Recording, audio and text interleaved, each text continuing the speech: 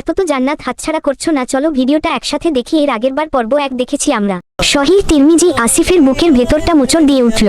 সে ভাবল, যদি আজকের এই কাজটা আমার জীবনে কাল কিয়ামতের দিন কোনোই কাজে না আসে, আমি তো ব্যবসার জন্য একটা ফরজ ইবাদতকে অগ্রাহ্য করলাম। সে জানালা দিয়ে বাইরে তাকালো। এখন সবাই নামাজ শেষ করে বাড়ি ফিরছে। তাদের চেহারায় এক ধরনের শান্তি ও তৃপ্তি। আসিফ সেই শান্তি থেকে বঞ্চিত। তার মনে হলো, শুধু একটি জুম্মার নামাজ ছেড়ে দেওয়ার ফলেই তার মনে এত অস্থিরতা। শিক্ষা, আল্লাহর রহমতই আসল সফলতা। পরের সপ্তাহে শুক্রবার সকালে আসিফ কাজের চাপ সরিয়ে রাখলো। সে ল্যাপটপ বন্ধ করে ভালো করে গোসল করলো এবং সুন্দর পোশাক পরে মসজিদের দিকে রওনা হলো। মসজিদে পৌঁছে সে দেখলো করিম চাচা তাকে দেখে হাসছেন। করিম চাচা, এসেছো বাবা? এটাই তো আসল সফলতা।